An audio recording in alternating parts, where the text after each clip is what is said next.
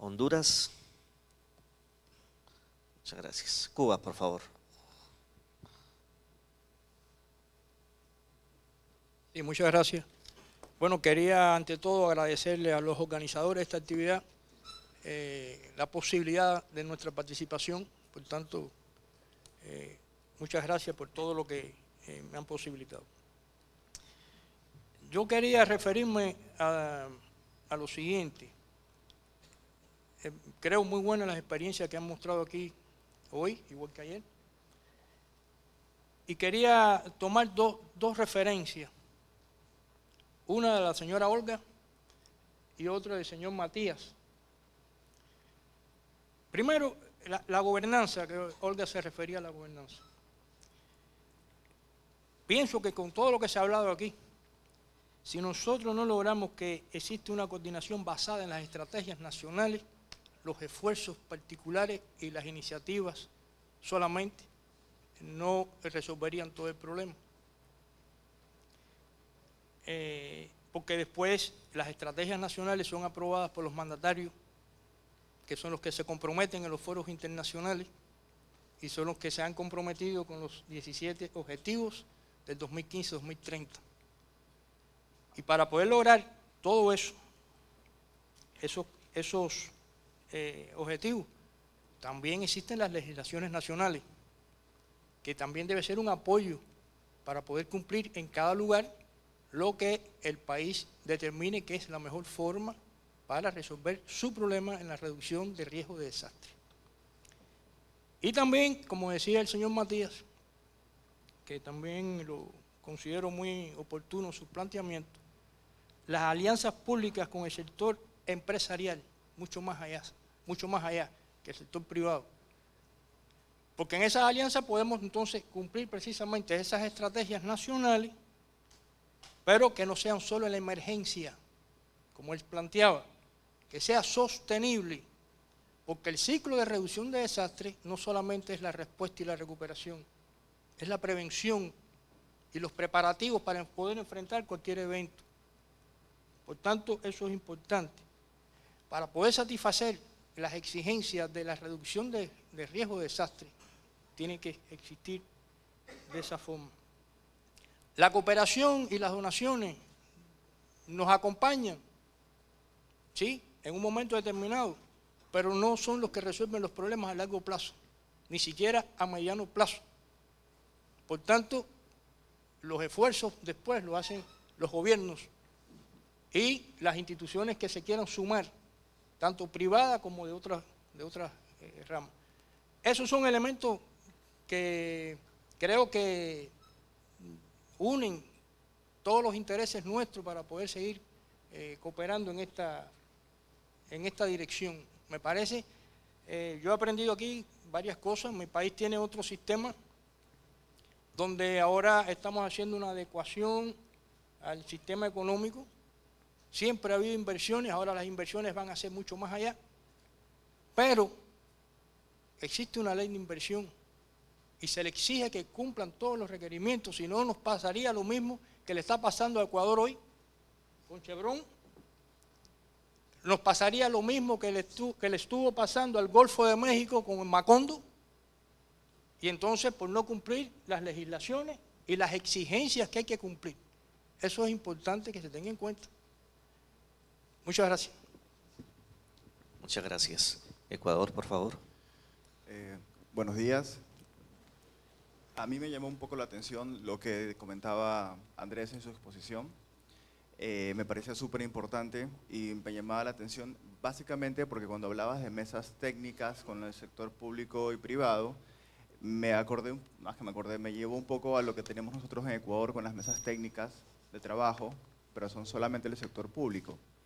Entonces, trataba de pensar un poco, de primero ver cómo ustedes en su experiencia llevaron a la operación este tipo de trabajo, porque un poquito pensando en el momento de emergencia, ¿verdad? Nosotros ahora actualmente en Ecuador tenemos una emergencia que es la del volcán Cotopaxi, entonces con las mesas técnicas estamos trabajando bastante, 24 horas.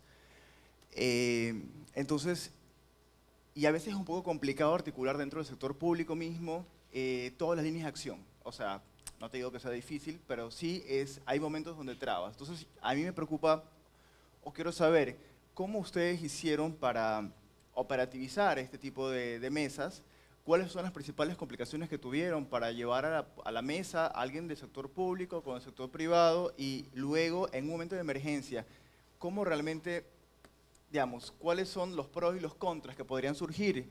Porque la comunicación es súper importante y yo veo que ustedes están muy avanzados. Ayer vimos el caso de Telefónica y ellos, pues, están súper bien estructurados. Y vimos el caso de Cemex en México, que también están súper bien estructurados. Pero, claro, son empresas sumamente grandes, con una responsabilidad social súper bien incorporada en su visión de empresa, pero en la práctica hay muchas empresas mucho más pequeñas que quizás no llegan a ese nivel de profesionalismo o a ese nivel de compromiso social y que sí son súper importantes, porque ahí tú, y me parece súper bien cómo geolocalizabas las inversiones y por el nivel de amenazas, porque a la larga es lo que necesitamos saber. Porque si tenemos en el caso de Cotopaxi, tenemos un montón de subestaciones eléctricas en las cuales están afectadas por la ARES. Entonces, nosotros necesitamos saber cuáles son las empresas o si tenemos empresas del sector privado que tienen sus fábricas de lácteos, por ejemplo.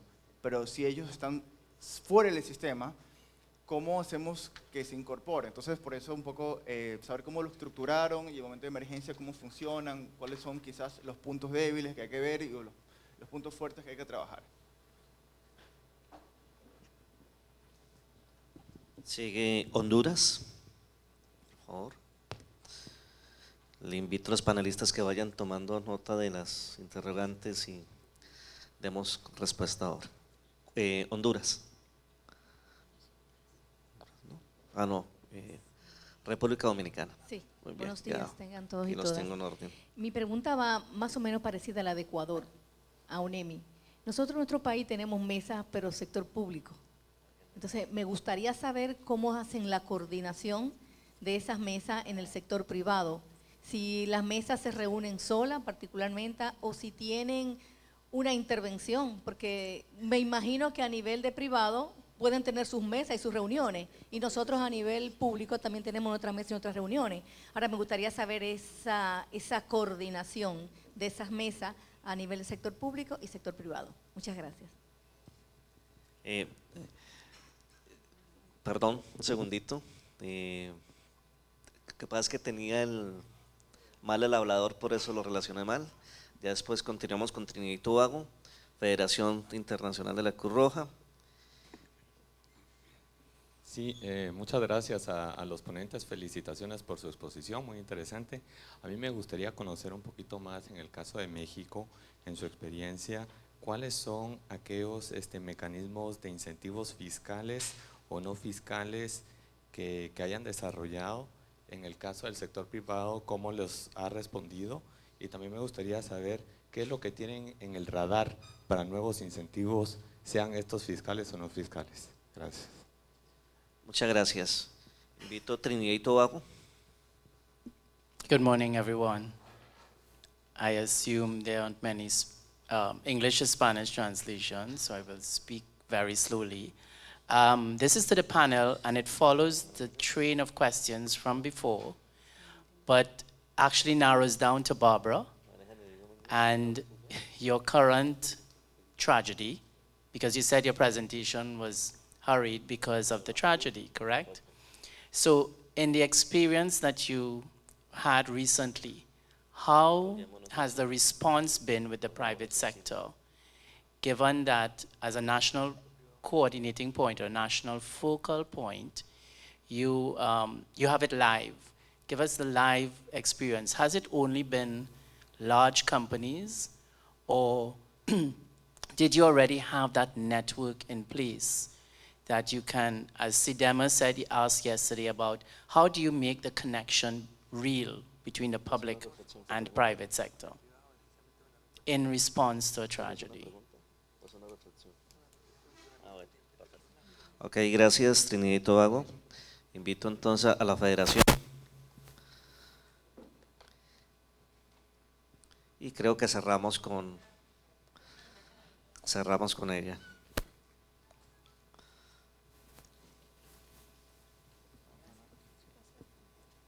Buenos días a todos y todas. Muchas gracias por las intervenciones. Creo que desde ayer han sido, digamos, experiencias muy enriquecedoras. Quizás la pregunta que tengo es cómo involucra el sector privado las necesidades de las comunidades en el diseño o en el mejor diseño de los programas de responsabilidad social que se implementan, digamos, en los países, y quizás compartirles, como he escuchado que hay algunas preguntas relacionadas a cómo participa, digamos, el sector de pequeña y mediana empresa, ¿no? Y muchas veces pensamos que la responsabilidad social quizás está en ámbitos mucho más grandes, pero también hay que buscar mecanismos para poder incorporarlos. Nosotros hemos estado trabajando en algunas zonas urbanas con pequeños, digamos, comerciantes, en cómo proteger sus medios de vida o cómo, digamos, ellos pueden a la hora de un evento, pues estar mejor preparados y evitar que tengan la mayor cantidad de daños, inclusive de que puedan participar de la respuesta como tal. Quizás otra pregunta, y me queda un poco la duda, del día de ayer, de cómo participa, digamos, Telefónica para el diseño de campañas de sensibilización pública y educación a la población a través de los mensajes de texto, ¿no? Nosotros en Haití hemos trabajado mucho, digamos, con una empresa que se llama Voilà, donde las comunidades pueden recibir mensajes de prevención, pero al mismo tiempo ellas pueden hacer, digamos, un contacto directo si algo está pasando y no le llega a la compañía, sino que le llega a un número específico para un tema de alerta temprana.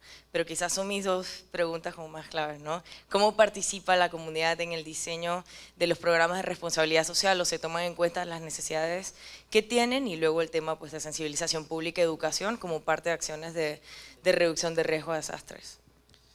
Bueno, muchísimas gracias. La última y cerramos para poder responder. Muy buenos días, mi nombre es Hilde Cartagena, represento a la Comisión Permanente en Contingencias COPECO en Honduras.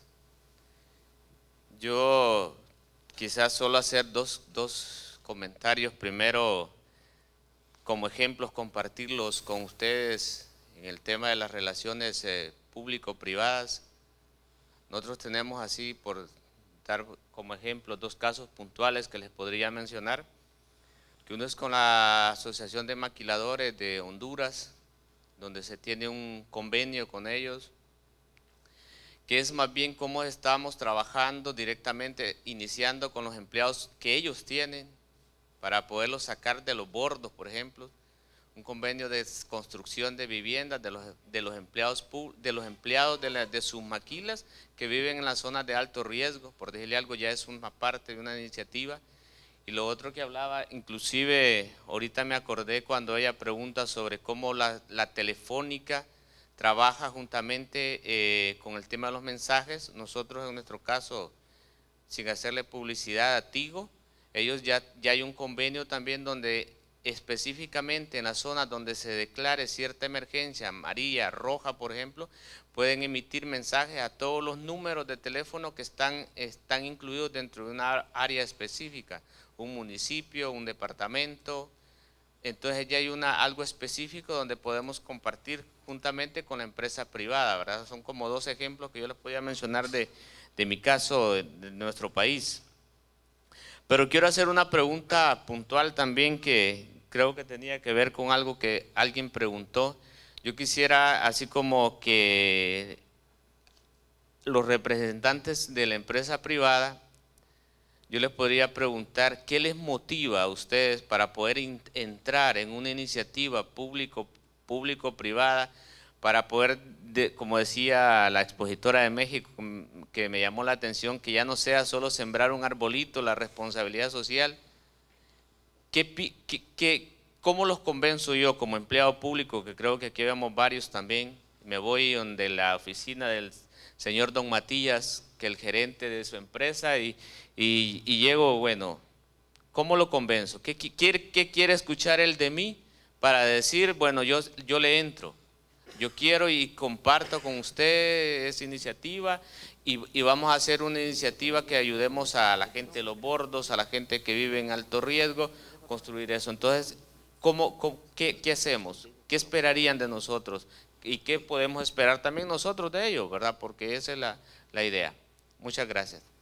Bueno, muchas gracias. Entonces vamos a responder de derecha a izquierda. Entonces, licenciado Andrés Ibaceta, por favor. Bueno, primero que todo, a ver, estuve escribiendo acá las consultas y Ecuador, cómo ha sido la operatividad de las mesas público-privadas, ¿cierto? Un poco porque existe, ustedes me dicen que tienen las mesas públicas, ¿cierto? Y por ahí también alguien más, República Dominicana también. A lo mejor va a servir la respuesta para los dos. En Chile tenemos distintas instancias, eso voy a ser sumamente rápido, pero ojalá que se entienda bien los conceptos. Existen los comités de operaciones de emergencia, que son comités integrados por personas específicas, ¿cierto? Y ministerios que responden en emergencia, eso como que todo el mundo, ¿cierto?, los conoce. Son públicos, eso son los ministerios, las Fuerzas Armadas de Orden y Seguridad. Por otro lado, tenemos un comité científico técnico que asesora a ONEMI en materias científicas técnicas, con organismos técnicos del sistema, y una plataforma nacional para la reducción de riesgo de desastre, que desde esa plataforma se ha creado la Política Nacional de Gestión de Riesgo de Desastre y el Plan Estratégico Nacional de Gestión de Riesgo de Desastre. En esta plataforma hay integrados privados, no solamente públicos. Esa es una instancia. Y lo que permite que la política, que es un producto creado por la plataforma, que asesora a ONEMI, que es de la ONEMI la plataforma en cierta medida, crea esta política con aportes del privado también. Y el Plan Estratégico Nacional, que tiene 26 objetivos y 84 acciones de aquí al 2018, también tiene acciones con los privados, porque también es creado por la plataforma. Esa es una. Ahora, las mesas público-privadas, las 10 mesas público-privadas, en cada una de ellas, están todas las empresas que son privadas, pero también las empresas privadas son fiscalizadas y controladas por superintendencias en Chile. Esas superintendencias también están incorporadas en esas mesas y un coordinador de ONEMI está en cada una de esas mesas. Hay un coordinador general de esas 10 que es quien habla, pero en cada una de esas mesas existe un profesional de ONEMI que va canalizando y va un poco va creando esta conversación entre el público y el privado, ¿ya? Por lo tanto, en el 90% de los integrantes de cada mesa, que son entre 12 y 13 personas por mesa, en términos de las empresas que la incorporan, existen funcionarios públicos también de organismos públicos y personal de ONEMI, ¿ya? Ahora, ¿cómo hacer que estos privados se incorporen a este trabajo? Viene mucho con todo el proceso en general que ha tenido Chile a partir del 2010, un cambio cultural importante, y que las empresas han entendido de que efectivamente no es una responsabilidad social de plantar un arbolito, ¿cierto?, como decían por ahí, que me parece un muy buen ejemplo, sino que también en términos de se han dado cuenta de la participación que tiene el privado en una situación de emergencia.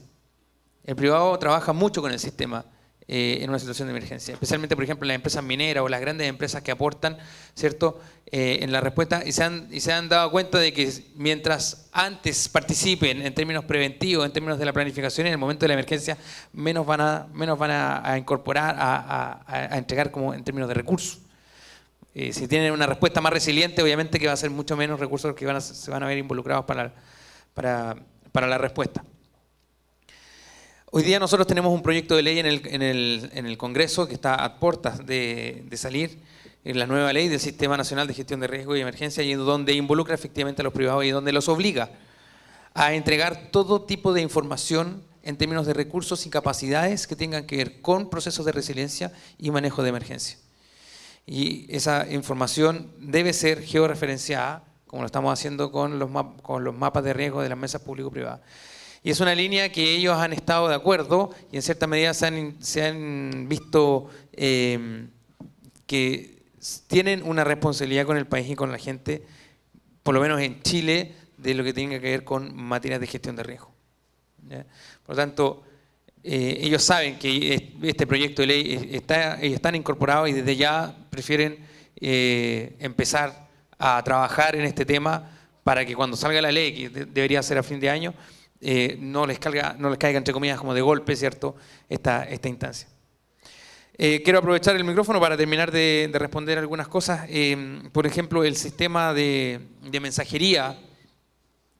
El sistema de mensajería es el sistema de alerta de emergencia, SAE. Ustedes lo pueden buscar en la página de onemi.cl, SAE, S-A-E. Y efectivamente ahí involucra a todas las empresas de telefonía que entregan este mensaje. Ese mensaje sale de ONEMI y gracias a las gestiones que se hacen con la Superintendencia de Telecomunicaciones, la Subsecretaría de Telecomunicaciones, Subtel, y las empresas de telefonía, esta Telefónica, Entel, Claro y otras más, nos permite entregar este sistema de alerta de emergencia por polígono. Los polígonos se activan desde ONEMI nacional en todo Chile, dependiendo del lugar de riesgo. Por ejemplo, ahora último en la evacuación por tsunami en Coquimbo, si una persona entrase al lugar de amenaza o al lugar que está evacuado, el celular le empieza a sonar de manera inmediata, ¿ya? Independientemente que el celular esté apagado, ya se prende solo. Entonces eso es gracias al aporte también de las empresas que nos han ido entregando el input técnico, ¿cierto?, de cómo ir mejorando. Y hoy día estamos trabajando también en la mesa de televisión para que estos mensajes también salgan por televisión y pueda entregarse no solamente el mensaje de texto, sino que también por televisión. Gracias. Bueno, varias cosas. Una empresa trabaja para tener un fin de lucro, pero también tiene un prestigio, tiene empleados, tiene ética, tiene honor. O sea, no se puede llegar y decirle, oye, ven, súmate. Digo, también el gobierno tiene que hacer lo suyo, tiene que demostrar que es transparente, tiene que demostrar que no va a haber corrupción, tiene que demostrar que van a ser temas apolíticos. El tema de la protección civil es muy noble porque a donde vamos no se requiere llevar ninguna bandera ni ningún color y puedes llegar a un gobierno estatal que tiene otro color y puedes llegar al municipio, pero en el caso de la emergencia todos son iguales y ahí tenemos que atender todos los tres órdenes de gobierno.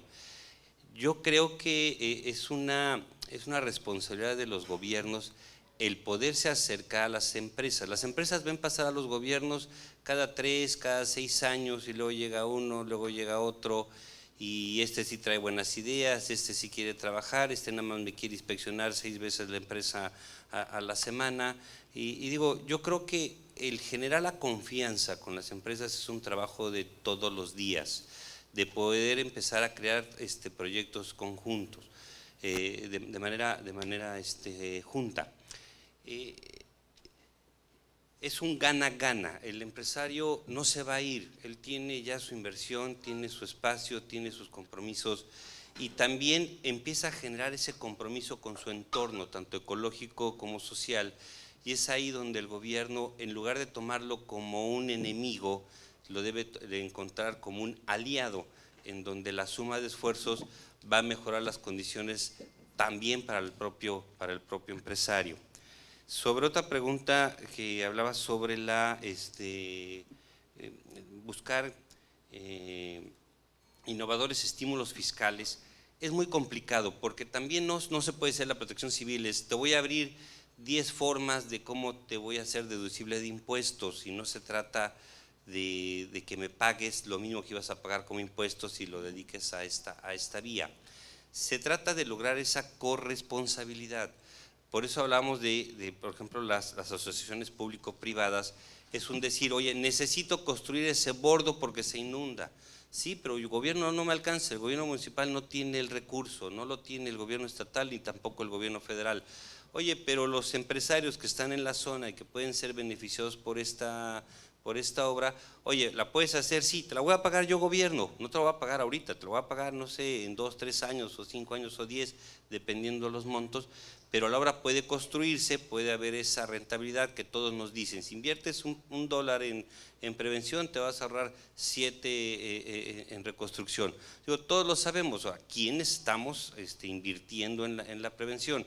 Insisto, esto es un tema, yo lo mencioné, estamos metiéndonos en algo nuevo. Son muchas cosas las que hay para lograr que la iniciativa privada pueda hacer una obra de prevención, no tenemos ninguna, pero si logramos encontrar los canales en donde al inversionista privado le sea rentable e interesante poderlo hacer y que el gobierno con eso gana la obra que es necesaria y después ya nada más hay un plazo perentorio de confianza y de seguridad para poder retornar, yo creo que es una buena intención y una buena idea que hay que ingresar. Otro tema, en México hay un programa que se llama IMCINE, que le da recursos a los que hacen películas para fomentar la cultura, y la iniciativa privada puede participar con una parte.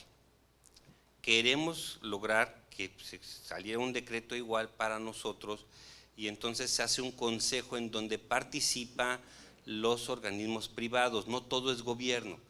Aquí el tema de México, ¿por qué en México ha funcionado? Es porque no tocamos un centavo. Las empresas privadas son las que juntan el dinero y nos dicen, oye, tengo 100 millones, te voy a construir 2 escuelas. Y yo gobierno le digo, no me hagas la escuela no se cayó, pero sí vuélvemela a equipar. Entonces ellos van y ellos lo equipan, se hace el evento, se entrega, pero el gobierno no recibe el recurso y evitamos cualquier tipo de corrupción que puede darse en los 3 niveles, en el gobierno federal, el estatal y el municipal, o hasta las personas beneficiadas. Entonces hay que cuidar esos temas.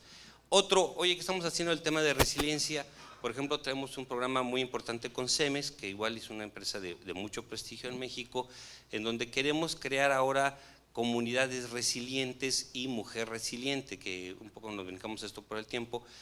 Es ir antes de, oye, si inviertes $1 te vas a ahorrar 7, pues vamos antes, vamos a buscar esas comunidades que son las necesarias, identificar cuáles son las posibles vulnerables y vamos a, desde ahorita, elevar sus capacidades de prevención, de preparación y de respuesta, para que el día de mañana que haya una emergencia, que haya un deslave, que también en México somos muy susceptibles a sufrirlo, vamos a llegar al deslave, sí, pero no vamos a encontrar víctimas. Entonces, para lograr a eso tenemos que prepararlo, trabajar desde antes, crear a una mujer resiliente, una comunidad resiliente que esté lista para enfrentar a cualquier fenómeno perturbador, y espero haber contestado lo más posible. Muchas gracias. Gracias. Pues sumando un poco lo que decía el licenciado, de cómo es el gana-gana con las empresas, ¿verdad?